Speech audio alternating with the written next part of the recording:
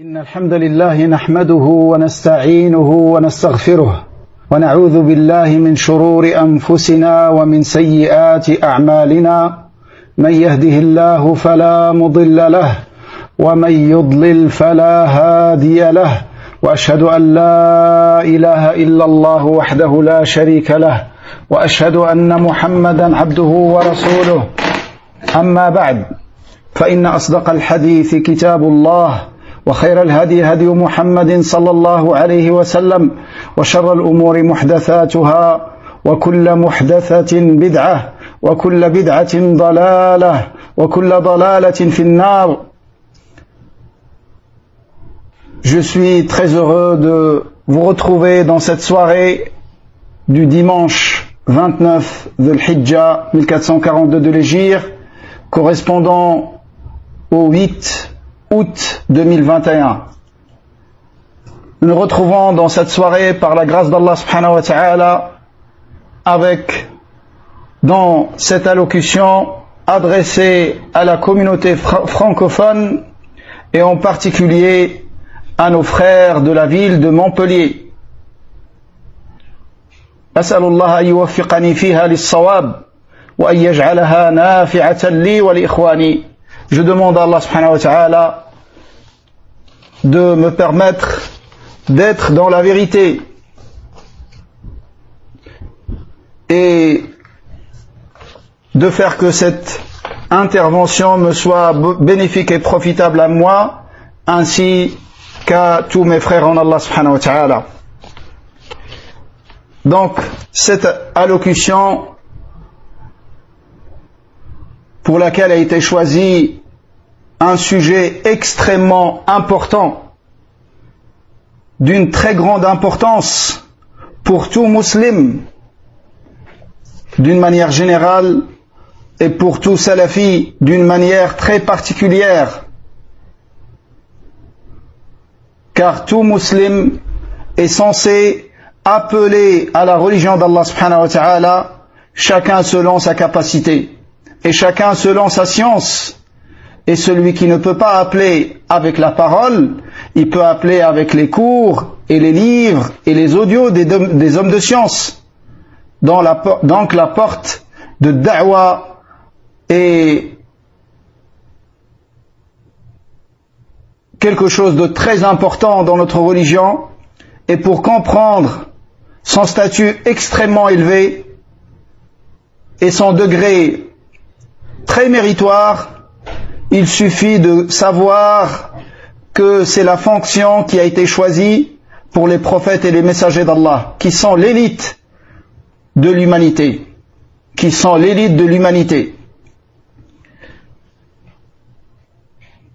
Dans cette allocution,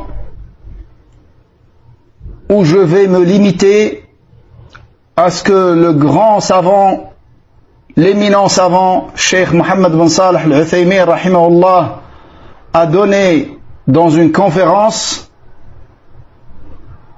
avec un titre proche de celui qui a été choisi. Donc, dans la grande partie de cette conférence, je vais me limiter à ce que ce grand savant a cité, et qu'Allah nous facilite et nous permette de passer tous les points qui ont été cités.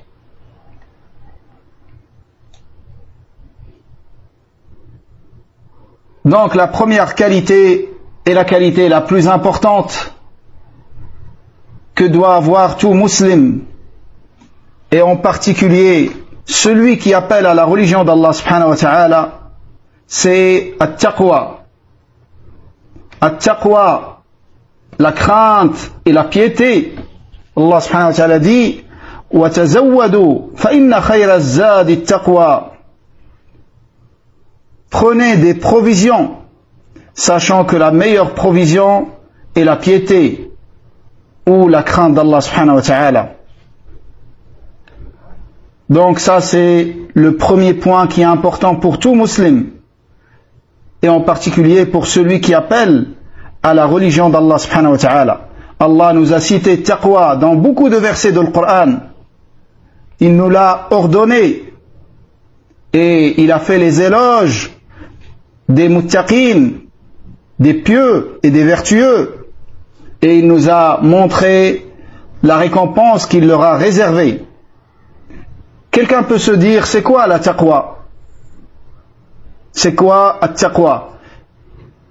Parmi les définitions, les meilleures des définitions qui ont été données à taqwa, c'est la définition de Talq ibn Habib al-Anazi, un grand tabi'i parmi les élèves de Abdullah ibn Abbas radiyallahu anhuma. C'était un grand ascète parmi les savants qui mettait en pratique la science. Comme ça il a été décrit. Il a été décrit par un des plus grands élèves de Ibn Abbas, qui est Taous ibn Kaysan al-Yamani rahimahumullah. Il a dit: je n'ai jamais vu un homme avec une plus belle voix que lui, et c'était parmi ceux qui craignaient Allah. Allahu Akbar. Donc, Talq ibn Habib, pendant les troubles d'Ibn al-Ash'ath, pendant ces troubles-là, et Talq ibn Habib, il était de Basra, il était de la ville de Basra, en Irak. Donc pendant ces troubles, ces grands troubles de Ibn al-Ash'ath, certains sont venus voir Talq ibn Habib et lui ont demandé de les conseiller. Et comment ne pas tomber dans cette fitna? Il leur a recommandé la taqwa. Ils lui ont dit: c'est quoi la taqwa? Il a dit: at-taqwa an ta'mala bi ta'ati Allah ala nurin min Allah tarju thawab Allah wa an tatruka ma'asi Allah ala nurin min Allah takhafu adhab Allah. Donc taqwa, c'est d'œuvrer avec l'obéissance d'Allah. D'œuvrer avec l'obéissance d'Allah sous une lumière provenant d'Allah, en espérant la récompense d'Allah, et de délaisser les désobéissances à Allah avec une lumière d'Allah, par peur et par crainte du châtiment d'Allah. L'imam al-Dhahabi a commenté cette parole dans Siyar A'lam al-Nubala quand il l'a cité dans la biographie de Talq ibn Habib. Il a dit: il a été concis, il a excellé dans la définition de taqwa, car il n'y a pas de piété, de taqwa, je préfère dire piété, taqwa afwan, au lieu de dire piété ou crainte, car taqwa admet les deux sens, selon un détail que j'ai déjà cité plusieurs fois dans les cours.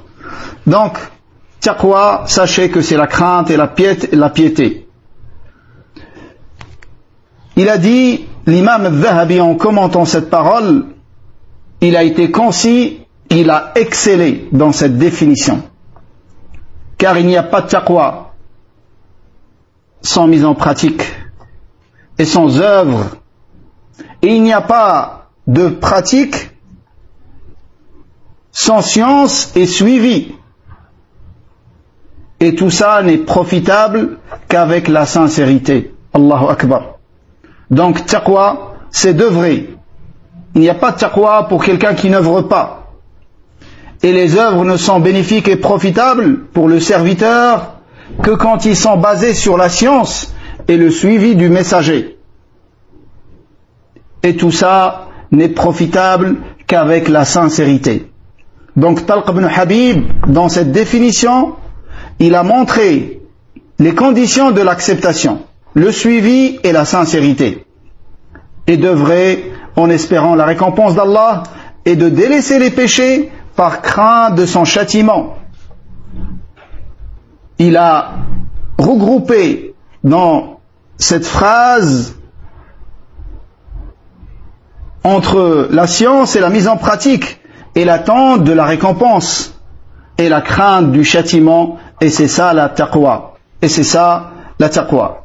Donc, toute personne qui appelle à Allah subhanahu wa ta'ala doit avoir cette grande qualité et ce grand adab qui est at-taqwa, dans son secret comme en public.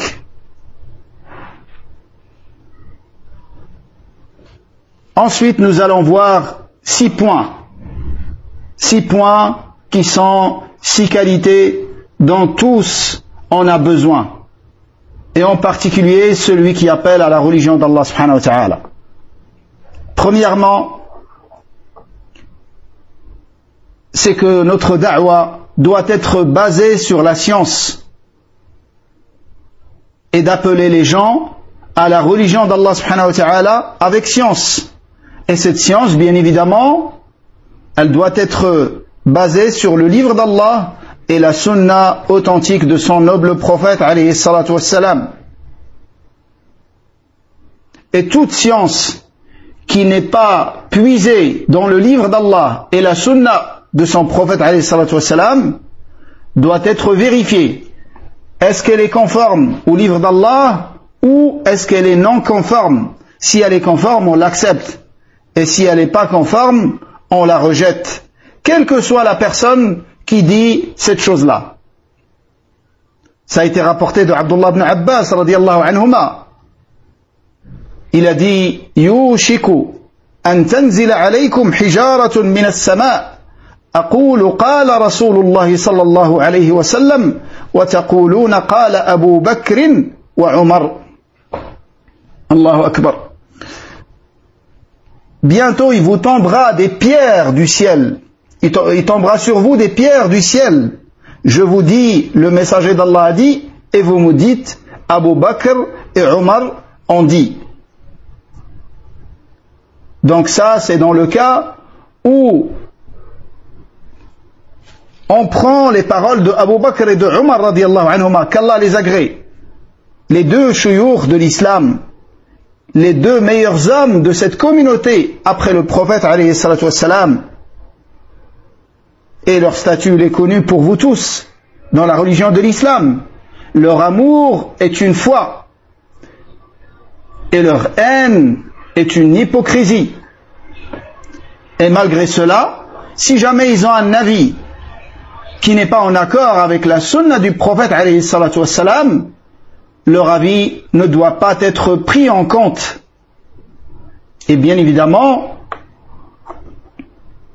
Abu Bakr et Omar radiallahu anhuma, ils vont pas volontairement avoir un avis contraire à la parole du prophète alayhi salatu wassalam, mais il y a des cas dans lesquels cela peut se produire.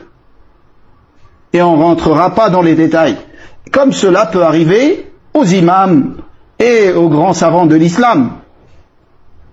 Donc, la vérité doit être acceptée et l'avis contraire à la sunna doit être rejeté, mais avec un adab et avec des règles de bienséance et de politesse qu'on doit avoir vis-à-vis de nos hommes de science. Et ça, c'est dans le cas où l'erreur est avérée. Et la porte n'est pas ouverte à toute personne pour donner son opinion. C'est pour les gens qui ont la science et qui ont l'ilm, et non pas pour les ignorants. Mais la da'wa doit être basée sur l'ilm, sur la science. Ça, c'est parmi les choses les plus importantes dans la da'wa. Allah subhanahu wa ta'ala nous dit فَلْيَحْذَرِ الَّذِينَ يُخَالِفُونَ عَنْ أَمْرِهِ أَن تُصِيبَهُمْ فِتْنَةٌ أَوْ يُصِيبَهُمْ عَذَابٌ أَلِيمٌ. Dans le sens approximatif, que ceux qui enfreignent ces ordres, c'est-à-dire les ordres du prophète alayhi salatu wassalam, que ceux qui enfreignent ces ordres redoutent d'être soumis à une épreuve ou de subir un supplice très douloureux. L'imam Ahmad a commenté ce verset en disant: est-ce que tu sais qu'est-ce que c'est l'épreuve? Il a dit l'épreuve, c'est l'associationnisme. Peut-être en rejetant une parole du prophète alayhi salatu wassalam, Allah fera jeter la déviance dans son cœur et il périra ainsi. Wallah al-musta'an. Donc la première chose avec laquelle doit se préparer celui qui appelle à la religion d'Allah subhanahu wa ta'ala, c'est une science authentique, tirée du livre d'Allah et de la sunna de son prophète alayhi salatu wassalam, authentique. Par contre, une da'wa sans science, une da'wa basée sur l'ignorance, c'est une da'wa dont les méfaits sont plus nombreux que les bienfaits et les profits, si jamais il y en a. Si jamais il y en a. Une da'wa qui n'est pas basée sur la science, c'est une da'wa dont les méfaits sont beaucoup plus nombreux que les bienfaits, si jamais il y a des bienfaits, il y a des profits de cette da'wa basée sur l'ignorance. Car celui qui se présente comme un prêcheur, comme un prédicateur, il va forcément orienter les gens. Ils vont revenir vers lui. Et si jamais c'est un ignorant, alors il va s'égarer lui-même et égarer les gens. Qu'Allah nous en préserve. Et pire encore, quand c'est quelqu'un qui a une ignorance appelée jahlun murakkab, une ignorance composée. C'est-à-dire, il est ignorant, il ignore qu'il est ignorant. Il pense qu'il a la science alors qu'il est ignorant. Et dans ce cas-là, c'est pire encore. Car celui qui a une ignorance appelée simple, jahlun basit, c'est-à-dire il ne sait pas, et il sait qu'il ne sait pas. Celui-là, son affaire est simple. Comme son ignorance est simple. Il peut lever cette ignorance avec l'apprentissage. Le problème, tout le problème, c'est celui qui pense avoir et détenir la science, et posséder une science, et qui oriente, et qui prêche avec cette ignorance. Car il ne va pas se taire comme le premier, qui a une ignorance simple. Celui-là, si jamais tu lui poses une question, il te dit « je ne sais pas ». Par contre, celui qui a une ignorance composée, qui pense savoir alors qu'il est ignorant, celui-là, il va parler. Il va parler avec son ignorance. Et sa da'wa sera plus destructrice qu'autre chose. Il va être un destructeur plus qu'il sera un éclaireur. Il sera un démolisseur plus qu'il sera un constructeur. C'est pour ça, celui qui ne sait pas, il doit se taire et emprunter les voies traditionnelles de l'apprentissage. Et malheureusement, avec l'ouverture de ces réseaux sociaux et l'accessibilité à da'wa pour toute personne, t'entends des gens qui n'ont jamais appris dans leur vie ou qui ont appris que très peu, quelques années, et qui n'ont pas encore les outils qui leur permettent de faire une da'wa. Que dire de mener une da'wa? Et ces gens-là, en général, ils font plus de dégâts que de bien. Mes frères, une da'wa qui n'est pas basée sur la science, c'est une da'wa contraire à la da'wa de notre prophète, alayhi salatu wassalam, ainsi que ceux qui l'ont suivi. Écoutez bien ce que Allah subhanahu wa ta'ala nous dit explicitement dans le Coran. قُلْ هَذِهِ سَبِيلِي أَدْعُو إِلَى اللَّهِ عَلَى بَصِيرَةٍ أَنَا وَمَنِ اتَّبَعَنِي وَسُبْحَانَ اللَّهِ وَمَا أَنَا مِنَ الْمُشْرِكِينَ. Dit, Allah subhanahu wa ta'ala ordonne à son noble prophète Muhammad sallallahu alayhi wa sallam de dire, dis, voici donc mon chemin, j'appelle à Allah en toute connaissance et muni de preuves certaines. Al-Basira. Al-Basira, les hommes de science disent Al-Basira pour le cœur, c'est comme Al-Basar pour les yeux. Al-Basiratu lil-qalb kal-basari lil-aynayn. Al-Basira, la clairvoyance pour le cœur, c'est comme la vue pour les yeux. Celui qui n'a pas de basira, il est aveuglé, il est aveugle du cœur. Comme celui qui n'a pas de basar, il est aveugle des yeux.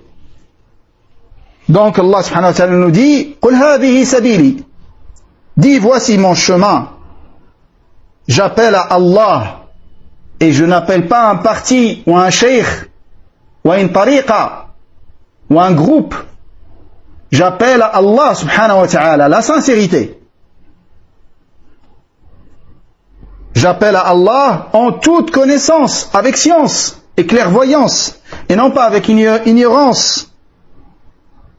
Moi et ceux qui me suivent. Donc si tu appelles sans science, sache que tu ne suis pas le prophète alayhi salatu wassalam, et tu n'es pas de ses suiveurs avec ce verset. Moi et ceux qui me suivent, gloire soit rendue à Allah. Je ne suis pas du nombre des polythéistes.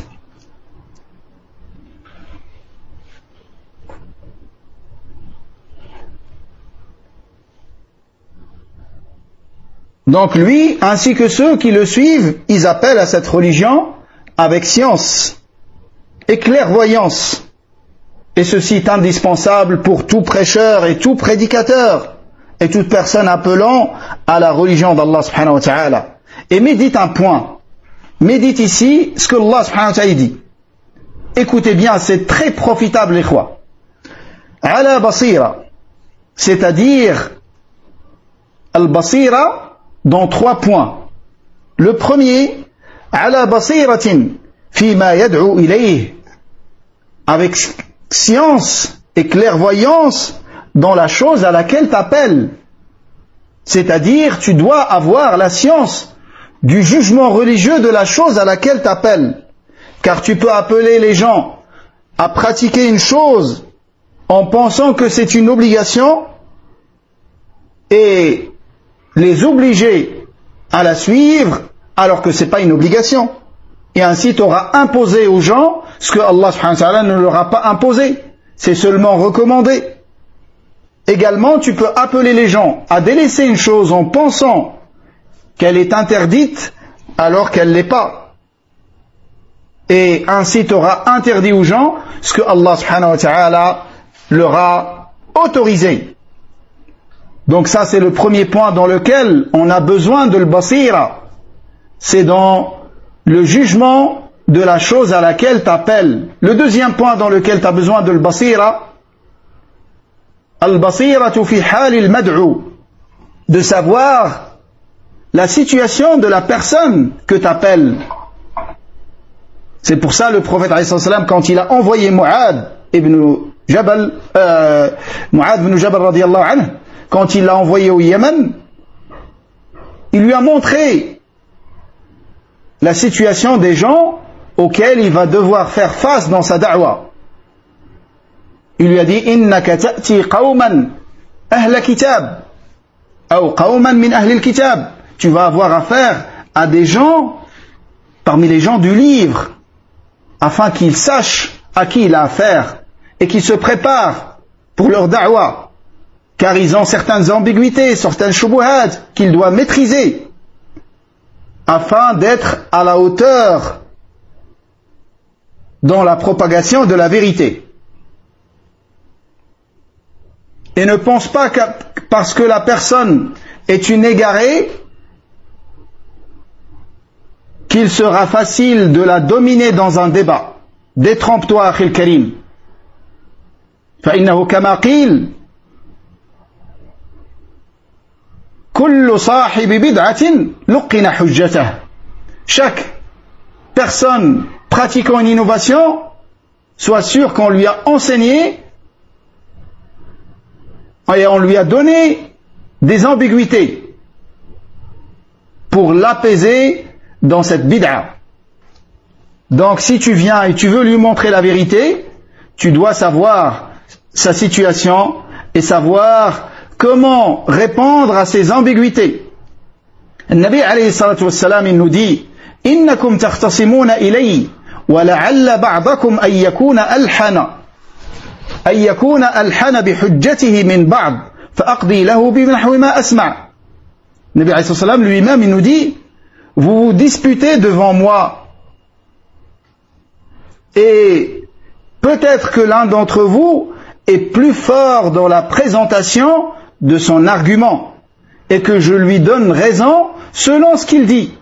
Nabi alayhi salam ne connaît pas le ghaib. Il ne connaît pas l'inconnaissable.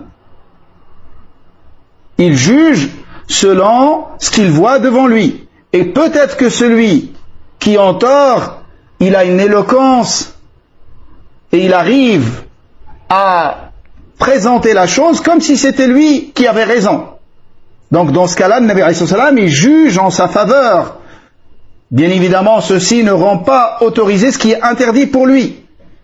Mais ce qui nous intéresse, c'est pas parce que la personne est dans l'égarement et dans le faux qu'elle n'aura pas des ambiguïtés à présenter pour défendre la chose sur laquelle elle est. C'est pour ça que tu dois connaître sa situation et te préparer pour cela.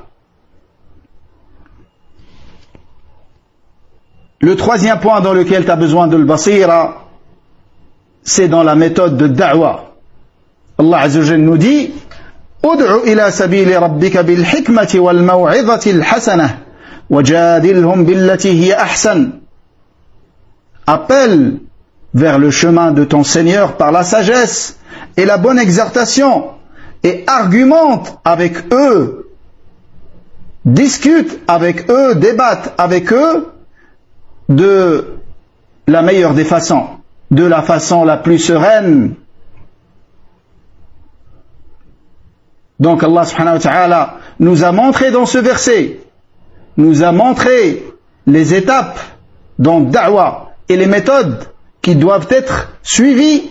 Et nous revenons à ce verset quand on parlera d'une autre qualité qui est la sagesse, une autre qualité indispensable à toute personne qui appelle à la religion d'Allah. Certaines personnes, quand ils voient une chose blâmable, ils se précipitent des fois et ils blâment la chose sans méditer, sans réfléchir sur les conséquences et les implications de leurs actes. Et peut-être qu'il ne fera pas du mal à lui-même seul, mais peut-être qu'il fera du mal à tous ses frères qui ont le même prêche, avec sa précipitation et avec son blâme dans lequel il n'a pas réfléchi aux conséquences et aux implications. Et peut-être qu'il sera la cause de la fermeture de da'wa pour beaucoup de gens. Cela veut dire il faut blâmer, mais il faut blâmer avec science et savoir quand est-ce qu'on blâme et quand est-ce qu'on ne blâme pas. Et le fait de ne pas blâmer immédiatement, quand il y a une raison valable, ça ne te fait pas tomber dans le péché. Car tu as blâmé avec ton cœur de toute façon. Et tu as détesté le mal et la chose blâmable avec ton cœur. Mais blâmer avec la parole, ça nécessite une science et de bien réfléchir avant de parler. Donc mes frères, pour terminer avec cette première qualité indispensable à toute personne qui appelle à la religion d'Allah, qui est la science, de s'armer avec la science, si cela est le sens des textes, c'est également ce que impliquent les raisons limpides dans lesquelles il n'y a pas de shubuhat ni de shahawat, dans lesquelles il n'y a pas d'ambiguïté ni de passion. Les raisons limpides impliquent également la demande et la nécessité de la science afin d'appeler les gens à la religion d'Allah. Si tu ne connais pas le chemin qui mène vers Allah, comment tu vas appeler les gens à Allah? Et si tu ne connais pas la législation d'Allah subhanahu wa ta'ala, comment tu vas appeler les gens à Allah subhanahu wa ta'ala? Si la personne n'a pas de science, tout d'abord, elle doit commencer par apprendre et ensuite appeler les gens à cette religion. Quelqu'un peut se poser une question ici. Est-ce que ce qui vient d'être dit, est-ce qu'il est contradictoire avec la parole du prophète alayhi salatu wassalam? Est-ce qu'il est en contradiction avec la parole du prophète alayhi salatu wassalam? Ballighu anni walau aya. transmettez de moi ne serait-ce qu'un verset? La réponse, il n'y a pas de contradiction. Car le prophète, quand il dit transmettez de moi ne serait-ce qu'un verset, c'est-à-dire tu dois savoir que ce verset, il provient du livre d'Allah ou de la sunna de son prophète, alayhi salatu wassalam. Un verset, une ayah de Coran ou une question de la religion. Les deux sont visés par ce hadith. Donc, il est exigé de savoir que ce que tu transmets est authentique et que ça fait partie de la religion d'Allah subhanahu wa ta'ala. C'est pour ça qu'il est indispensable d'avoir la science, mais nous ne disons pas qu'il faut attendre de devenir un très grand savant, d'atteindre les degrés les plus élevés de la science, de devenir Cheikh l'Islam, Ibn Taymiyyah. Mais avant d'appeler à une chose, tu dois maîtriser sa science et savoir son jugement et comment la transmettre à la personne de la meilleure des façons. Et ça nécessite la sagesse. Et aussi, savoir l'état et la situation de la personne que tu appelles.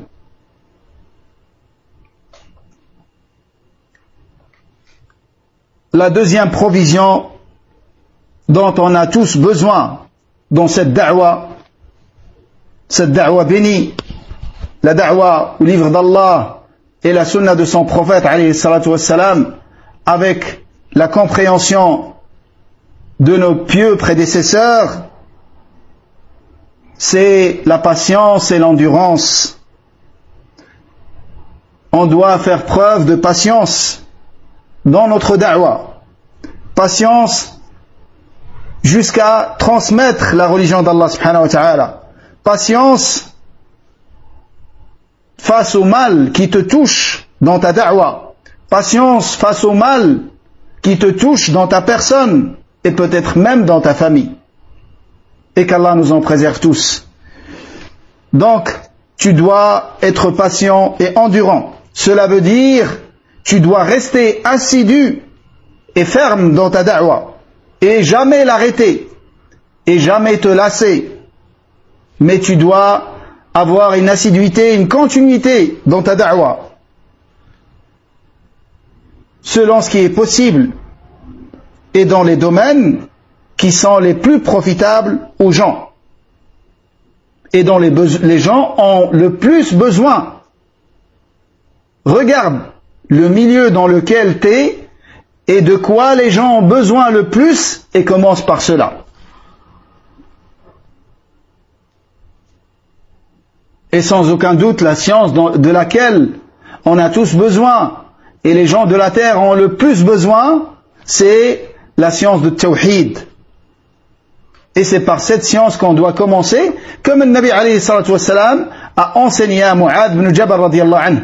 Il l'a envoyé au Yémen comme enseignant et comme juge et gouverneur, et il lui a dit de commencer par Tawhid. Donc tu dois faire preuve de patience et la bonne fin sera pour les patients et les endurants. Allah Azza wa Jalla dit, en s'adressant à son noble prophète alayhi salatu wassalam, Tilka min anba'il ghaybi nuhiha ilayk. Voilà des informations provenant de l'inconnaissable que nous te révélons. Ma kunta ta'lamuha anta wala qawmuka min qabl. Et que vous ne saviez ni toi ni ton peuple avant ce jour. Fasbir innal 'aqibata lil muttaqin. Prends donc patience, la bonne fin sera aux pieux. Donc tu dois patienter dans ta da'wa, patienter à tout ce qui te touche comme épreuve et comme difficulté, comme obstacle.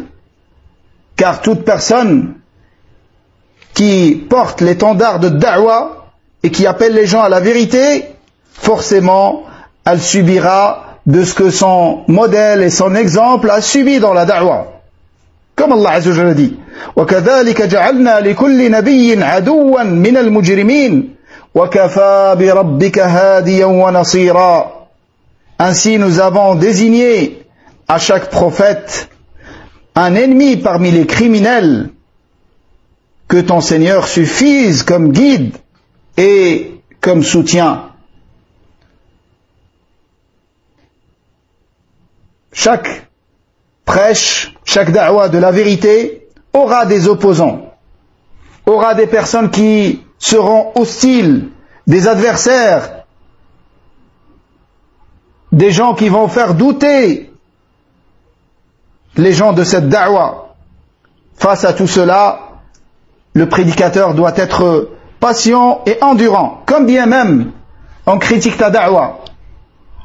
Et on l'a décrit comme étant un égarement et une chose nouvelle. Du moment que tu sais que c'est la vérité, tu dois faire preuve de patience et d'endurance. Et la bonne fin te sera accordée comme dans le verset qu'on vient de lire. Mais ceci ne veut pas dire, si tu es dans l'erreur dans une chose, de rester ferme sur l'erreur et sur le faux. Non, c'est pas ça qui est visé. De rester ferme sur la vérité.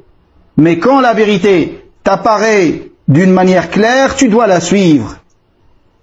Car ceux qui ne suivent pas la vérité quand elle apparaît clairement ont été blâmés dans le livre d'Allah. Allah Azza wa Jalla dit يجادلونك في الحق بعدما تبين كأنما يساقون إلى الموت وهم ينظرون. Ils disputent avec toi de la vérité qui s'est déjà révélée en toute clarté, comme s'ils étaient conduits à la mort et la voyaient devant eux. Quand la vérité apparaît, tous on doit la suivre. Et c'est blâmer celui qui persiste et qui insiste dans l'égarement après que la vérité lui apparaît clairement. Et Allah subhanahu wa ta'ala dit dans le Coran au sujet de ces gens-là, وَمَن يُشَاقِقِ الرَّسُولَ مِن بَعْدِ مَا تَبَيَّنَ لَهُ الْهُدَى وَيَتَّبِعْ غَيْرَ سَبِيلِ الْمُؤْمِنِينَ نُوَلِّهِ مَا تَوَلَّى وَنُصْلِهِ جَهَنَّمَ وَسَاءَتْ مَصِيرًا. Ceux qui font scission d'avec le messager après que le droit chemin leur apparaît clairement, et ils suivent les autres sentiers que celui des croyants, ceux-là, nous les dirigerons vers ce qu'ils ont choisi eux-mêmes, ou nous le dirigerons vers ce qu'il a choisi lui-même, et nous le ferons brûler dans la gêne. Et quel horrible sort pour celui qui voit la vérité et qui ne la suit pas. Et il reste dans les passions. Il ne revient pas à la vérité par peur des gens et par crainte de perdre les suiveurs. Wallahi, que tu reviennes à la vérité est une fierté pour toi. Et tu seras élevé et tu auras une grande considération et un grand respect chez les gens de la vérité.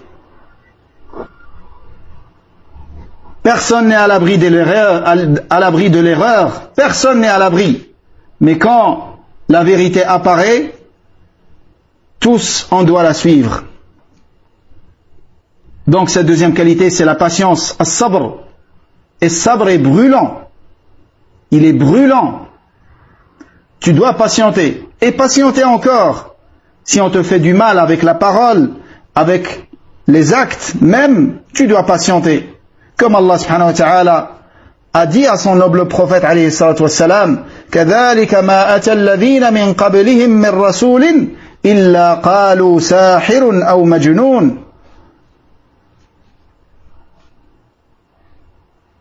Ainsi il n'était venu vers ceux qui les avaient devancés aucun messager sans qu'il n'ait dit de lui qu'il est sorcier ou fou.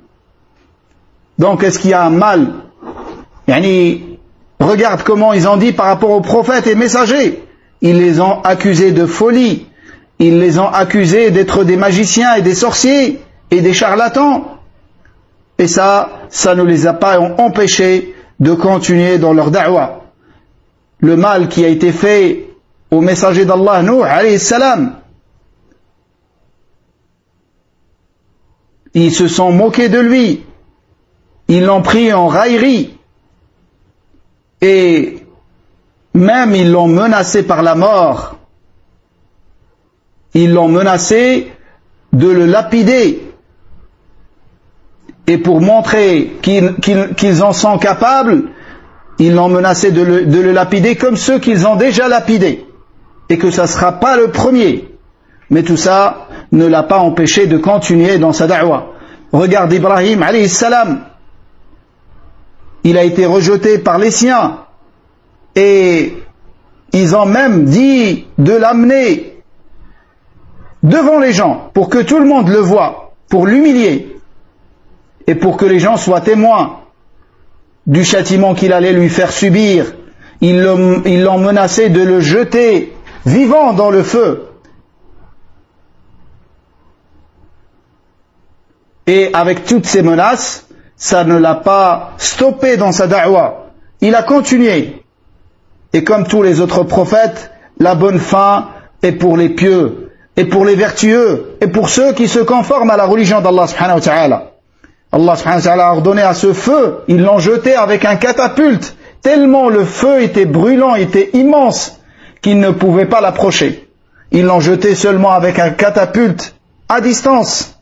Allah subhanahu wa ta'ala a ordonné à ce feu d'être toute fraîcheur et salut sur Ibrahim. Et Allah subhanahu wa ta'ala a sauvé. Et la bonne fin était pour lui et ses suiveurs parmi les croyants. Si tu prends l'exemple de Moussa, si tu prends l'exemple de Isa, et l'exemple du sceau des prophètes, notre prophète bien-aimé Muhammad sallallahu alayhi wa sallam, ils ont tous subi la même chose. Muhammad sallallahu alayhi wa sallam a été accusé d'être un poète, d'être un sorcier, un magicien, un fou. Ils ont voulu le tuer, ils l'ont frappé, ils l'ont fait saigner, ils l'ont chassé de sa ville natale, ils ont tout fait, mais avec tout ça, il a continué sa da'wa, jusqu'à ce que Allah subhanahu wa ta'ala lui ait accordé victoire et triomphe. Et regardez sa religion, comment elle est propagée aujourd'hui. Et ils sont où ses ennemis? Wal-aqibatu lil-muttaqin. Rappelez-vous toujours ça. La bonne fin est pour les pieux. Et médite un verset. Allah subhanahu wa ta'ala dit Inna nahnu nazzalna alayka al-Qur'ana tanzila. Dans le sens, c'est nous qui avons graduellement fait descendre vers toi Al-Qur'an. Qu'est-ce que t'attends après qu'Allah a cité cette ni'ma immense d'avoir fait descendre le Qur'an sur son noble prophète alayhi salatu wassalam? On attend après l'ordre d'être reconnaissant et de remercier Allah sur cette ni'ma. Mais non, c'est pas ça qui a été dit dans la suite du verset. Allah azza wa jalla dit فاصبر لحكم ربك ولا تطع منهم آثما أو كفورا. Prends donc en patience le jugement de ton Seigneur. N'obéis pas aux prêcheurs, n'obéis pas aux pécheurs d'entre eux, ni à aucun mécréant obstiné. Allahu Akbar.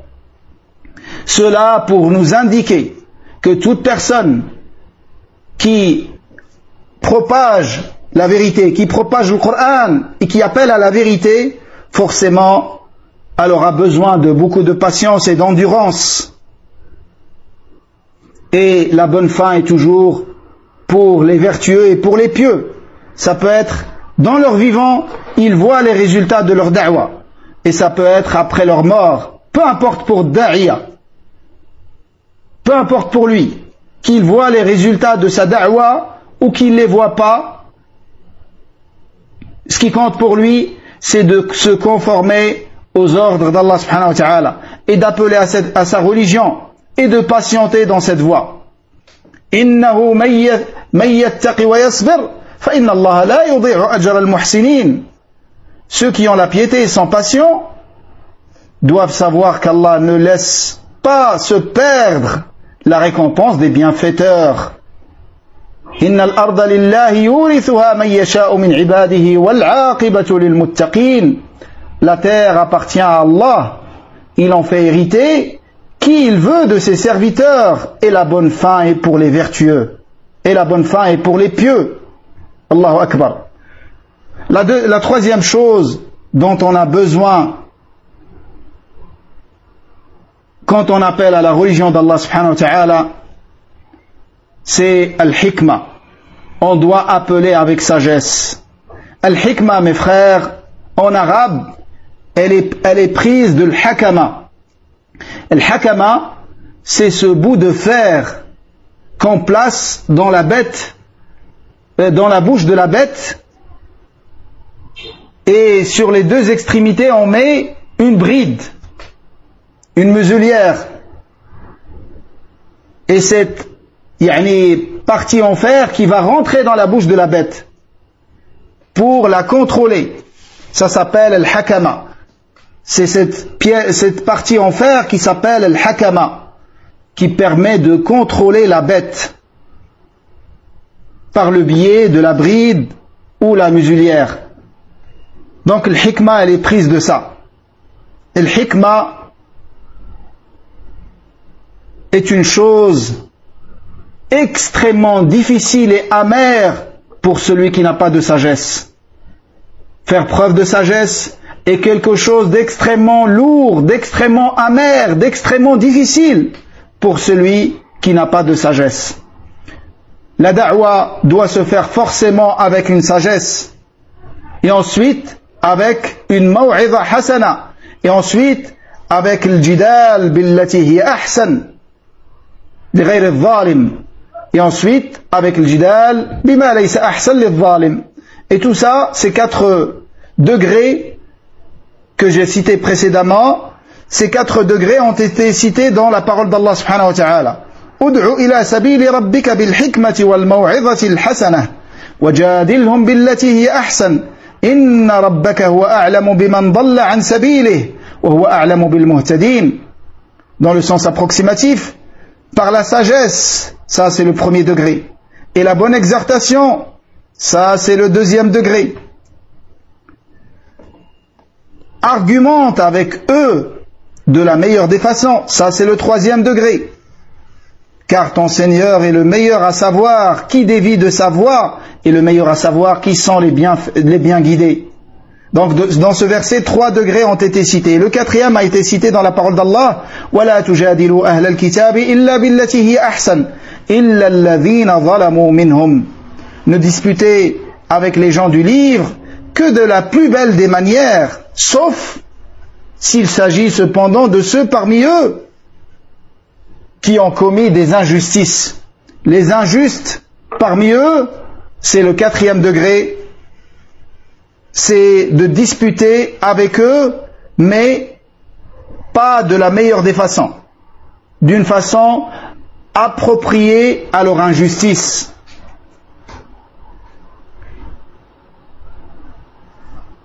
Donc le hikmah, la sagesse, c'est placer chaque chose à sa place qui lui convient. La sagesse, c'est de placer chaque chose à la place qui lui convient. Et le hikmah, c'est pas toujours, même si dans certains contextes, ça peut signifier et désigner la douceur. Mais c'est pas toujours le sens de la sagesse. La sagesse, dans son sens général, c'est d'utiliser la chose, la méthode qui convient, avec la personne qui convient, au moment qui convient. Donc, des fois, la dureté, ça peut être la sagesse. Et des fois, la douceur, ça peut être la sagesse. Mais dans le contexte du verset, la sagesse ici, c'est la douceur. C'est pour ça qu'on commence avec douceur. Et si on n'arrive pas au résultat demandé, on passe à la bonne exhortation, en faisant peur à la personne du châtiment d'Allah subhanahu wa ta'ala et de sa menace. Et si cela ne suffit pas, on passe au débat et on argumente avec lui de la meilleure des façons. Et sinon, c'est le 4e degré. C'est pour ça, ça ne fait pas partie de la sagesse de se précipiter. et de vouloir que les gens, quand tu fais une da'wa, de vouloir que les gens changent du jour au lendemain. Ceci ne fait pas partie de la sagesse. Au contraire, ceci est un signe que la personne est dénuée d'esprit et dépourvue de bon sens. Comment tu veux que les gens changent du jour au lendemain avec ta da'wa? Tu dois... Ça, c'est contraire à la sagesse. Et c'est contraire à la patience. Et parmi les choses qui t'indiquent cela, regarde notre prophète bien-aimé Muhammad sallallahu alayhi wa sallam, sur lequel Allah a révélé Al-Qur'an, et il lui a révélé cette législation parfaite qui est valable jusqu'à la fin des temps. Il l'a révélé d'une manière graduelle. La salat, à titre d'exemple, a été prescrite dans un premier temps. Elle a été prescrite pour la première fois à Mecca. 3 ans avant l'émigration, 1 année et demie avant l'émigration, 5 ans avant l'émigration, 3 avis des hommes de science. En tout cas, elle a été prescrite au début. Et elle n'a pas été prescrite comme on la pratique aujourd'hui. Elle a été prescrite 2 unités de prière pour Dhuhr, al-Asr, al-Isha et le Fajr.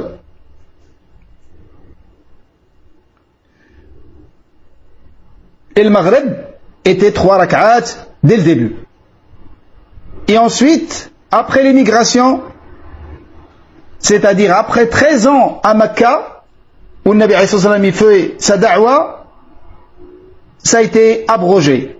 Et Dhuhr était devenu 4 rak'at, ainsi que l'Asr et l'Isha, et le Fajr est resté 2 unités. Et le Maghreb également est resté 3 unités, comme dans la première législation. Également, si tu prends l'exemple de Zakat, qui a été légiféré dans l'année 2 après l'immigration.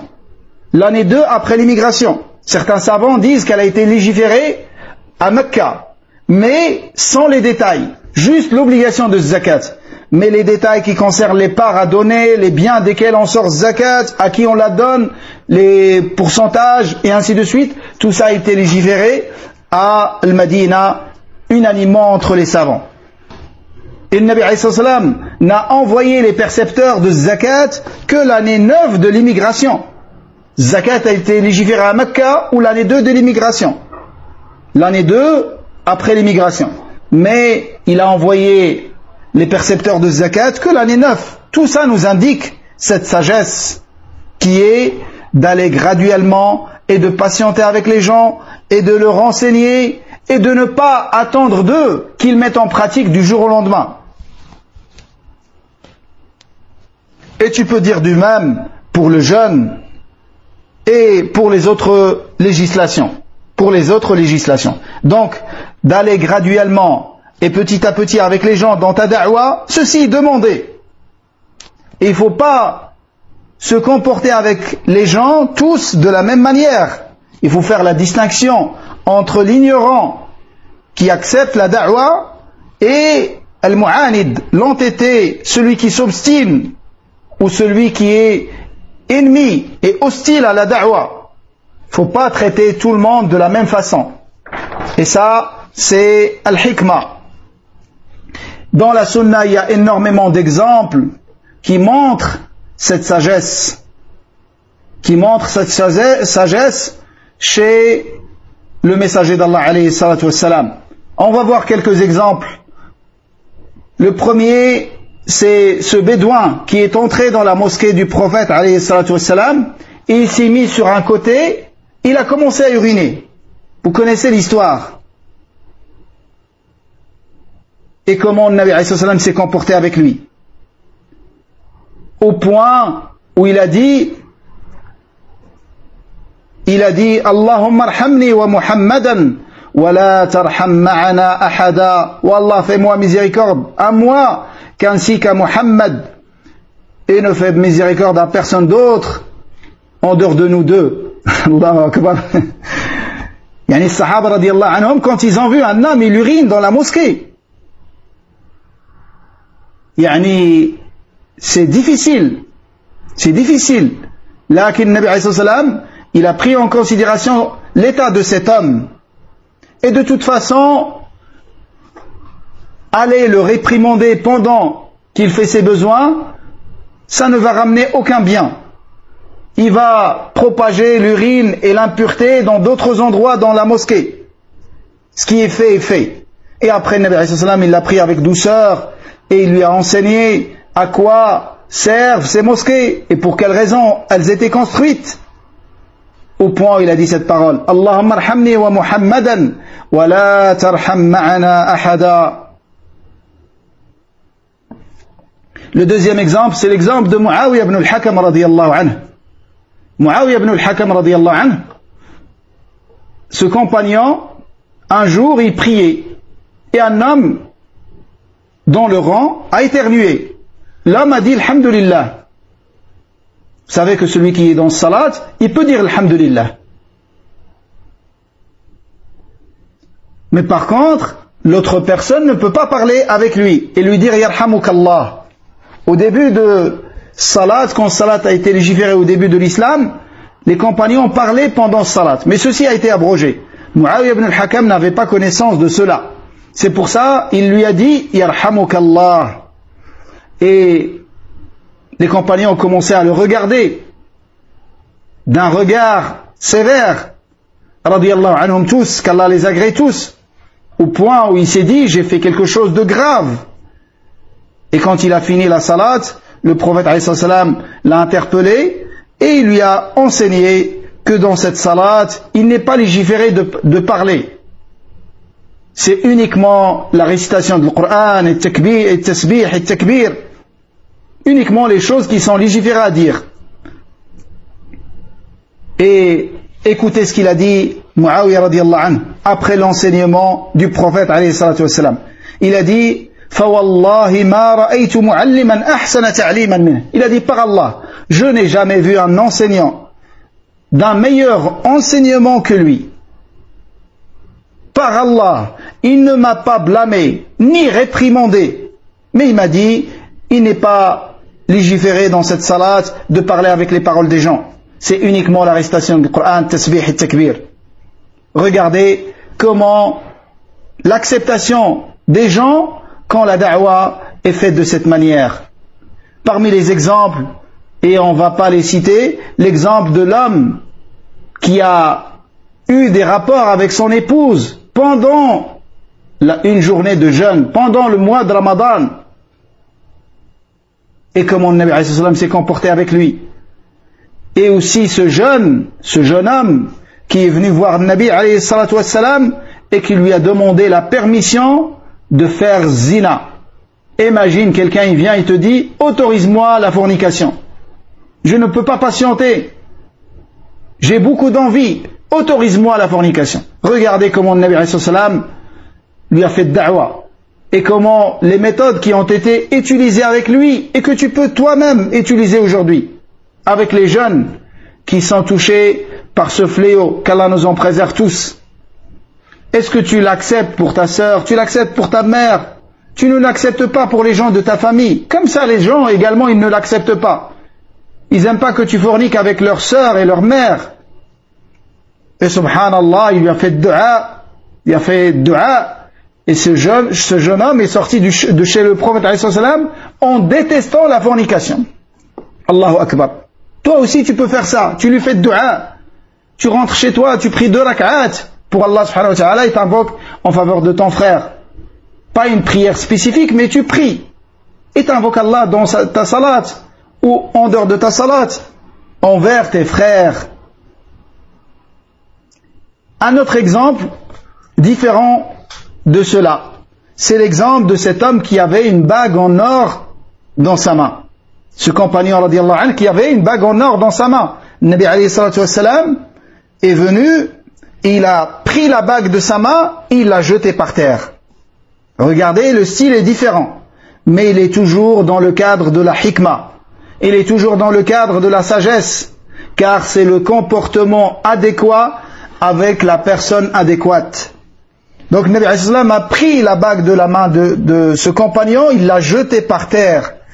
Il a dit, l'un d'entre vous, il prend une braise du feu, il la met dans sa main. Et ensuite, Nabi alayhi salam, c'est parti. Et Nabi alayhi salam est parti. Donc, il ne s'est pas comporté avec lui comme les autres, les exemples précédents. Ici, on constate une dureté, mais c'est une dureté à sa place. Vous allez le comprendre. Ensuite, Nabi alayhi salam, quand il est parti, les compagnons ont dit à ce sahabi, radiyallahu anhu, ils lui ont dit, récupère ta bague et tire profit de cette bague. Ce qui est interdit, c'est de la porter. Mais tu peux l'offrir à ta femme, tu peux la vendre, tu peux. C'est pas haram. Il a dit, par Allah, jamais je ne récupère une bague que le prophète a jetée par terre. Allahu Akbar. Donc, le degré de foi de ce sahabi et sa connaissance de la religion de l'islam et sa science et sa piété et son degré est adapté à ce comportement. C'est pour ça que le résultat a été comme vous avez vu. Ce qui compte, mes frères, pour terminer avec ce troisième point, la sagesse, il y a beaucoup de choses à dire par rapport à ce point. Mais pour terminer, la sagesse est importante, est indispensable à toute personne qui appelle à la religion d'Allah subhanahu wa ta'ala. Donc on ne se comporte pas avec l'ignorant comme on se comporte avec celui qui agit avec science. On ne se comporte pas avec celui qui s'entête et qui s'obstine comme on se comporte avec celui qui accepte la vérité, mais qui a une faiblesse. Et tu ne te comportes pas avec ton frère salafi qui a une faiblesse et qui n'en a pas parmi nous, qui a une faiblesse dans un domaine ou dans un point, tout en acceptant la vérité, tu patientes avec lui et tu ne l'abandonnes pas pour shaitan et pour les mauvais compagnons. La quatrième provision et la quatrième qualité indispensable à toute personne qui appelle à la religion d'Allah subhanahu wa ta'ala, c'est le bon comportement et les règles de bienséance avec lesquelles doit s'embellir le prédicateur et celui qui appelle à la religion d'Allah subhanahu wa ta'ala. Il faut qu'on voit sur toi l'effet et l'impact de la science que tu apprends. Tu demandes la science. Il faut qu'on voit l'effet de la science sur ton comportement, dans tes adorations, dans ton aspect, dans ton apparence, dans tes paroles, dans ta sagesse. Il faut qu'on voit les répercussions de la science sur toi, afin que tu sois un prêcheur de la vérité et que les gens acceptent ton prêche. Sinon, ta da'wa sera conduite à l'échec. Et c'est rare où une da'wa réussit quand elle n'est pas embellie avec le bon comportement. C'est pour ça, celui qui appelle à la vérité est le plus à même d'avoir les bons comportements et les bonnes manières et les bonnes règles de séance dans tous les domaines, afin que sa da'wa soit acceptée. Sinon, s'il ne met pas en pratique la science, il appelle à des choses, alors que lui ne les met pas en pratique, il risque d'être parmi ceux avec lesquels le feu de l'enfer, wal-'iyadhu billah, sera alimenté en premier. Ceux qui ont la science et qui ne la mettent pas en pratique. Et si vous regardez notre état, mes très chers frères, si vous regardez notre état et notre situation, vous trouvez qu'en réalité, nous appelons à beaucoup de choses que nous ne mettons pas en pratique. Et nous demandons à Allah subhanahu wa ta'ala son aide et de nous faciliter la mise en pratique de la science. Et n'oubliez jamais que la science, c'est pas un objectif en soi-même. On ne demande pas la science pour donner des cours et des conférences et pour quand on parle, qu'on soit écouté. On demande la science pour la pratiquer et pour nous rapprocher d'Allah subhanahu wa ta'ala. Et ne rentre pas dans cette négligence qui peut être constatée chez le prédicateur. Ne rentre pas le fait de délaisser certaines choses des fois pour des choses qui sont meilleures. Et ça arrivait au prophète alayhi salatu wassalam. Il pouvait appeler à certaines choses le jeûne d'un jour ou une salat nafila, et lui il ne la fait pas, mais il ne la fait pas parce qu'il est préoccupé par quelque chose qui est meilleur et qui est préférable. Donc ne rentre pas cet exemple. Donc chacun d'entre nous doit avoir le bon comportement adéquat à un prédicateur qui appelle à la religion d'Allah, afin qu'il soit un prédicateur de vérité et afin que sa parole soit acceptée. La cinquième qualité indispensable à toute personne qui appelle à la religion de vérité, c'est de lever tous les obstacles et toutes les barrières entre toi et les gens. Dans ta da'wa, retire les barrières et les obstacles entre toi et les gens que t'appelles. Et certains parmi nous, quand ils savent qu'il y a une personne qui fait un péché, ils refusent d'aller le conseiller, sous prétexte que c'est un égaré, c'est un déviant, c'est quelqu'un qui est dans les péchés, et je ne peux pas me permettre d'aller le conseiller. Et ça, c'est une erreur. Ça, c'est une erreur. Si c'est pas toi qui conseille ces gens-là, qui sont dans les péchés, toi, le prédicateur, le prêcheur, si c'est pas toi qui s'occupe de ces gens-là, et qui les appelle à la religion, et qui les exhorte, et qui leur fait le rappel, c'est qui va le faire?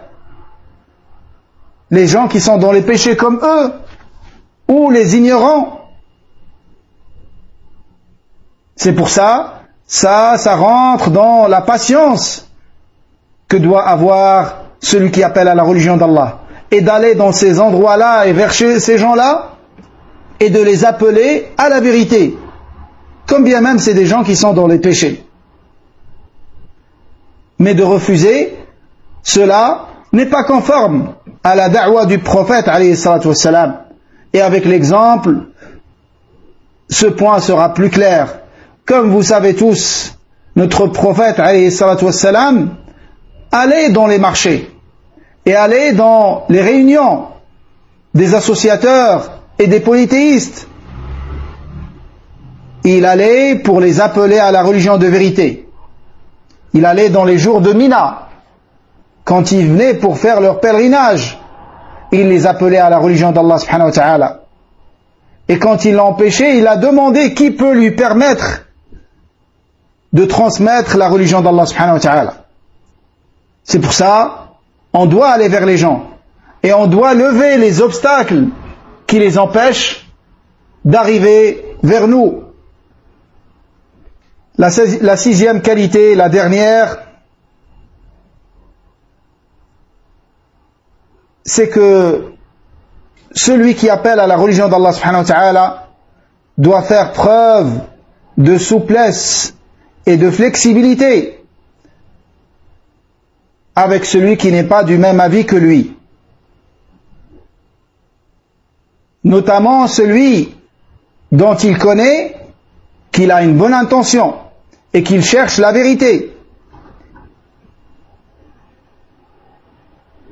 et qui n'a pas divergé avec lui qu'avec des preuves et des arguments selon lui, quand bien même c'est pas fondé. Donc avec cette catégorie de personnes, les gens dont on connaît qu'ils sont bien intentionnés et qu'ils cherchent la vérité, mais avec une ambiguïté ou quelque chose, il n'est pas dans la bonne position, tu dois faire preuve de souplesse et de patience avec lui et de l'appeler de la meilleure des façons à la vérité. Bien évidemment, ce n'est pas toute personne qui est habilitée à le faire. On parle de quelqu'un qui est habilité à le faire.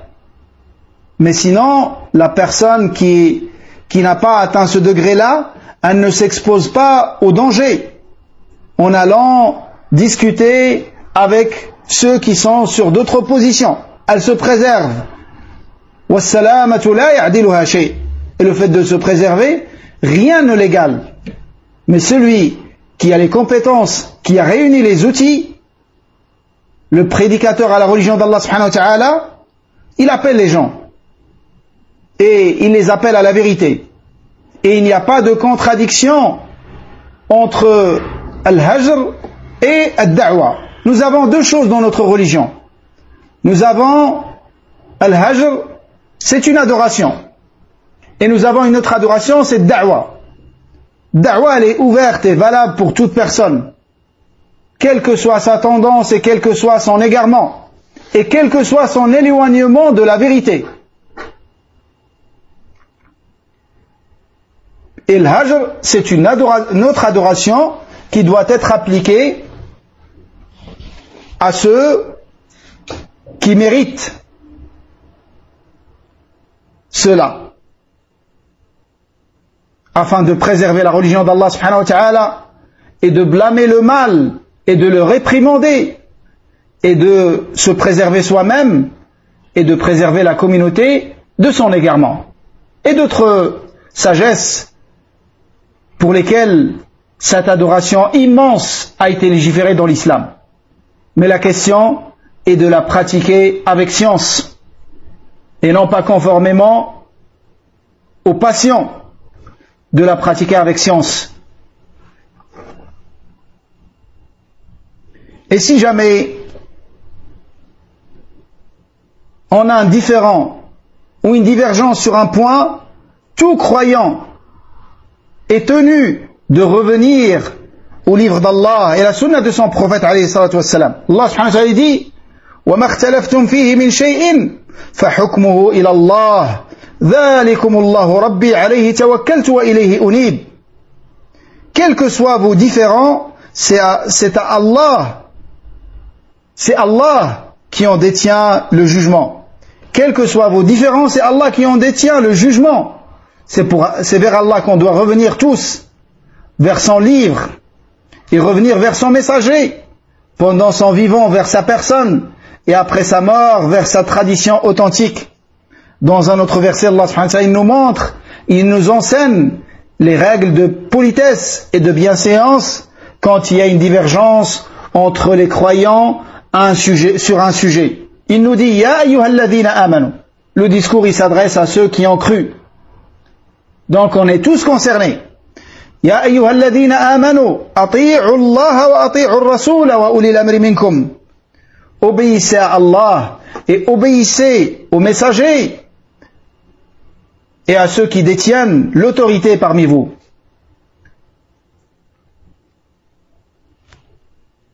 Donc Allah, notez bien ici dans ce verset, Allah subhanahu wa ta'ala nous dit obéissez à Allah et obéissez aux messagers, mais il n'a pas dit et obéissez à ceux qui détiennent l'autorité, que ce soit les gouverneurs ou les savants. Il ne l'a pas dit, il a dit et à ceux qui détiennent l'autorité, pour nous montrer que l'obéissance à Allah est une obéissance absolue, sans condition, et que l'obéissance à son messager est une obéissance absolue, sans condition également. Par contre, l'obéissance à ceux qui détiennent l'autorité, c'est une obéissance conditionnée par leur obéissance à Allah et à son messager. Si le savant t'ordonne un péché, tu ne lui obéis pas et tu ne le suis pas. Sinon tu seras dans l'erreur. Et par Allah, il ne te sauvera pas. Il ne te sauvera pas d'avoir suivi un soi-disant savant dans un égarement. Ne crois pas que parce que tu as quelqu'un que tu suis, que ça sera une excuse pour toi auprès d'Allah subhanahu wa ta'ala. Il t'est demandé de connaître la vérité selon ta capacité et selon les outils qu'Allah t'a mis à ta disposition. Il t'est demandé de connaître la vérité et de la suivre. Et c'est pas parce que tu suis un tel ou un tel que tu seras excusé auprès d'Allah.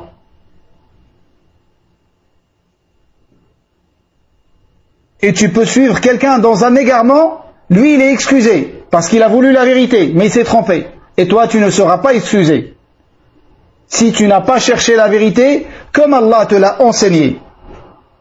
C'est ce qui va suivre. فَإِن تَنَازَعْتُمْ فِي شَيْءٍ.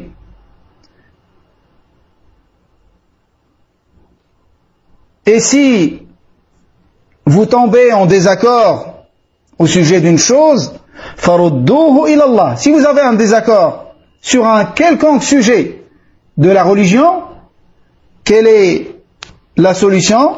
فَرُدُّوهُ إِلَى اللَّهِ وَالرَّسُولِ.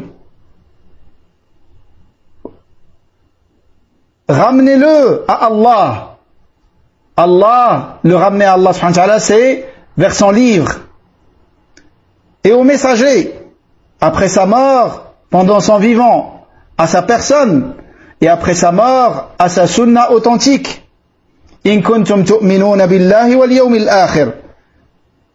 Si vous croyez en Allah et au jour dernier. Si tu crois en Allah et au jour dernier, dans n'importe quelle divergence, ramène-la au livre d'Allah et la sunna authentique de son messager. Si tu veux être sauvé, et si tu crois réellement en Allah et au jour dernier, car ceci, Allah dit, ذَلِكَ خَيْرٌ وَأَحْسَنُ تَأْوِيلًا. Voilà ce qui est bien meilleur et aux conséquences plus heureuses et aux conséquences meilleures. Chaque divergence, ramène-la au livre d'Allah et la sunna de son prophète alayhi salatu wassalam. Un cheikh qui appelle à la division, et de l'autre côté tu as un savant qui appelle à l'union sur la vérité. Un cheikh qui accuse des hommes de science, des accusations sans fondement, sans présenter aucun dalil. Il accuse un de nos savants d'être un menteur. Et il accuse un autre savant, qui est l'imam Rabi' ibn Hadi al-Madkhali. Il l'accuse avec talqin, qu'on lui fait dire des choses et il les répète, comme un bébé. C'est où les dalils sur ces choses-là, ces accusations? Accuser un savant comme Cheikh Abdallah al-Bukhari avec cela, sans présenter un seul argument, ça suffit pour quelqu'un qui a l'aql, pour quelqu'un qui fait revenir les choses vers le livre d'Allah et la sunna de son prophète alayhi salatu wassalam. Et ça te permet de connaître la vérité rien qu'avec ces deux points. Comme je dis souvent, rien qu'avec ces deux points, tu peux connaître la vérité. Les choses sont simples pour qui Allah les a rendues simples. Mais celui qui est aveuglé par la passion et le suivi avec fanatisme,